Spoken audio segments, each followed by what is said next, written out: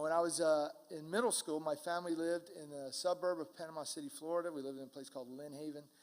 We had an old house and a detached barn-looking kind of garage. And I was your typical middle schooler who was not necessarily mischievous. I just liked doing cool stuff, which my parents may have thought was mischievous. I just thought was cool stuff. And one of the things that I thought was cool was taking a match, lighting it, and taking WD-40 or some sort of mechanical lubricant and making a flamethrower out of that. I thought about bringing it here today, but there may be not a great idea with kids in here, so whatever. Hide your WD-40. Anyway, I would burn cobwebs and insects and stupid stuff like that, and I thought it was cool. I knew it was a little dangerous, and so I hid the matches under my dad's workbench so that nobody would discover what I was doing. Well, and I didn't want to set anything on fire, so I didn't throw it in the garbage. That would have been bad, too. So one day, my dad saw me dart into the garage because I was standing outside. I don't know why. Anyway, he opened the back door, and I ran into the garage, and that made me look suspicious. And so he came to investigate what I was doing. And so he asked me, "What are you doing?" And I don't remember what I told him. I do remember I did not tell him what I was doing. I lied. Sorry. He eventually, he sent me into the house. He's a cop.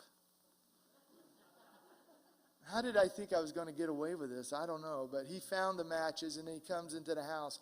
And the question that he asked me is the most hilarious question I've ever been asked in my life.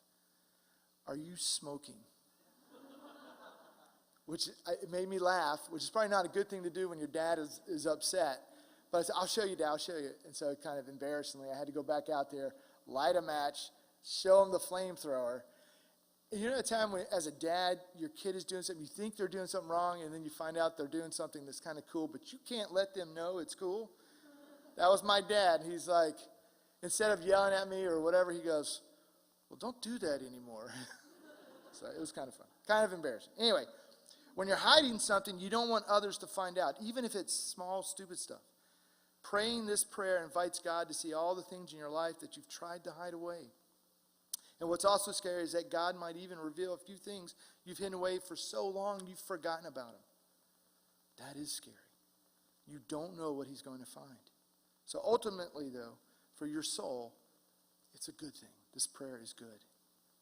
Another reason this prayer is dangerous is that we might have to change something about ourselves, and we can be very resistant to transformation. While praying this prayer implies a willingness to be led by God in the right path, for some, this might mean letting go of deeply ingrained habits or attitudes or desires. To give stuff up can be uncomfortable or challenging.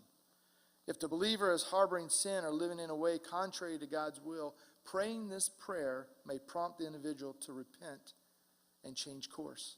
And while this is ultimately a positive outcome, it can initially be difficult to face.